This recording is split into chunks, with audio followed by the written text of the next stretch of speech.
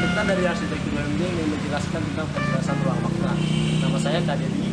Saya Didi Pramono. Saya Torik Septiawan. Di sini saya akan mendeskripsikan pengertian ruang. Ruang adalah sesuatu yang terukur dan terlihat, namun dibatasi oleh kejelasan fisik. Ruang berarti sangat luas. Dan makna adalah arti atau maksud sebuah objek. Jadi seperti benda-benda yang ada di sekitar sangat berkaitan dengan makna. Jadi ruang makna adalah ruang yang berkaitan dengan objek di dalamnya. Jika ruang atau luas tersebut berkaitan dengan benda di dalamnya, maka ruang itu bisa disebut ruang yang bermakna atau ruang itu memiliki makna.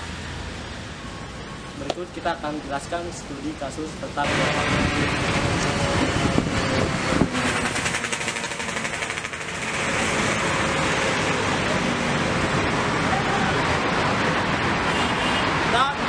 Studi kasus 1 mengenai ruang makna.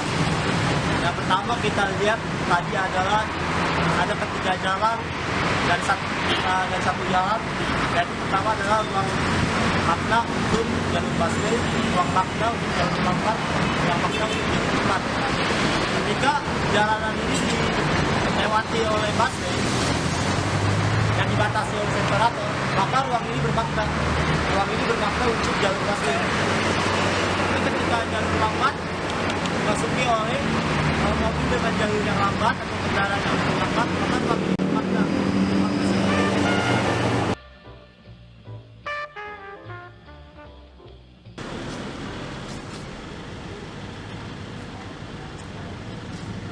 Terima kasih. Untuk studi kasus yang kedua, saya akan menjelaskan di sini untuk area parkir. Di sini terlihat ada garis-garis putih parkir yang menjelaskan bahwa ini termasuk ruang. Tapi ruang ini tidak bermakna karena tidak ada bidang yang melingkupi dalam ruang tersebut. Dalam artian di sini ada bidangnya mobil. Jadi ruang ini bermakna sebagai tempat parkir karena ditempati oleh satu bidang yaitu mobil. Dapat disimpulkan kalau ruang bermakna kalau ruang parkir ini ada benda lain yang melingkupi dari ruang tersebut. Jadi kalau tempat ini bermakna, tempat ini ada benda lain yang menempatinya. Jadi ruang ini bermakna sebagai ruang dan sebagai tempat parkir. Jadi disebut ruang makna tempat parkir.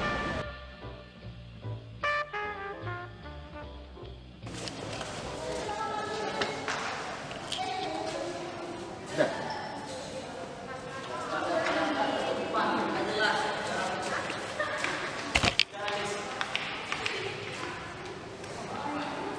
Kita studi kasus ini. Ya. Sekarang kasus 3. Kasus 3. Iya, Ruang makna lapangan. lapangan. Jadi yang sebelum-sebelumnya yang studi 1 dan 2 ada sebuah bidang, ada sebuah Benda. benda dan aktivitas fungsi-fungsinya Iya. akan menjadi sebuah makna. Sama seperti ini di lapangan ada sebuah bidang datar dan sebuah objek-objek yang fisiknya kelihatan, Iya. Ada aktivitas. ada aktivitas juga. Jadi Ini di lapangan basket ya. lapangan basket. Iya. Jadi ketika ada aktivitas orang main basket. Jadi ruang ini menjadi bermakna dengan adanya aktivitas Pemain basket. terus benda-benda yang seperti Nah, benda-benda yang meruanginya pun benda-benda yang mendukung untuk main basket.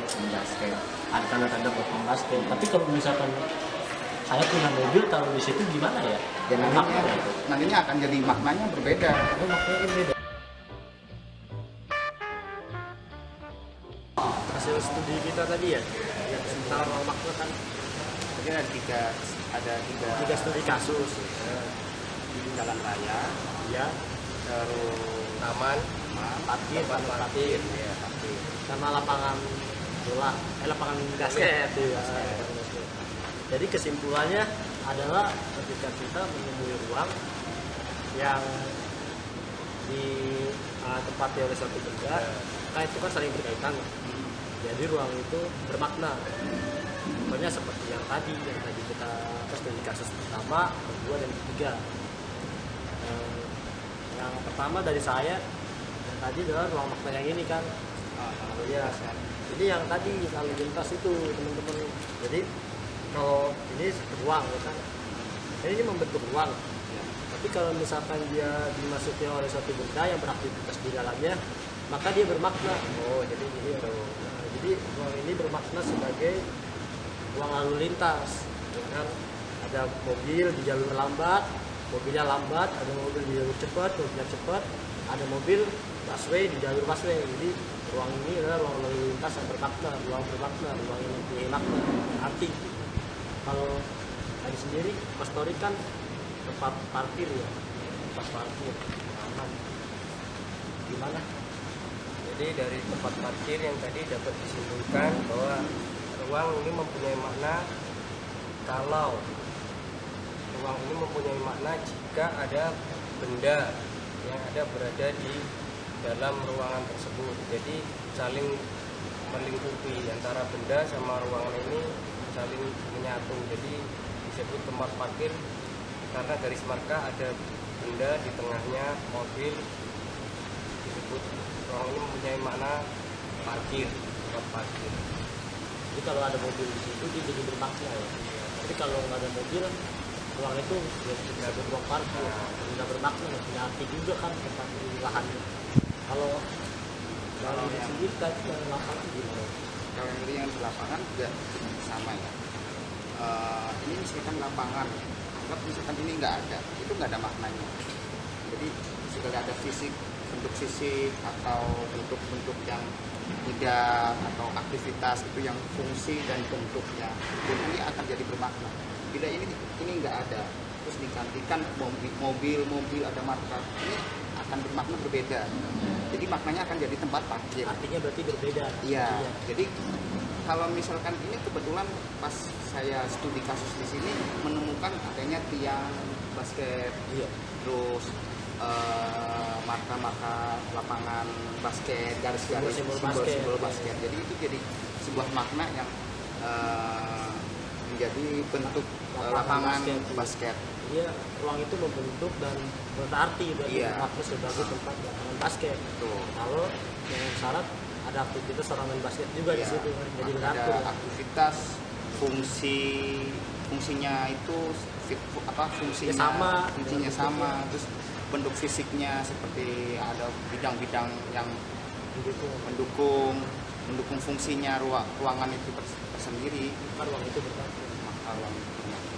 Jadi teman-teman kesimpulannya adalah ruang makna adalah ruang yang berarti. Jadi kita mendesain ruang, jika ruang itu ditempati dengan fungsi aslinya, maka ruang itu bermakna. Ketika teman-teman menemui ruang apa tadi? Sorry. Parkir, ruang parkir, terus ruang Ruang basket tadi, terus ruang Lalu lintas dan taman di sekitarnya. Itu jika kita bisa disimpulkan dengan suatu benda yang ada di situ, aktivitas, jadi ruangan tersebut memiliki makna. jadi ruang itu berarti. Jadi desain berhasil kalau ruang itu bermakna. Nah, sekian penjelasan kita kawan-kawan dari Teknik Arsitektur FTWMJ. Kami mengucapkan terima kasih.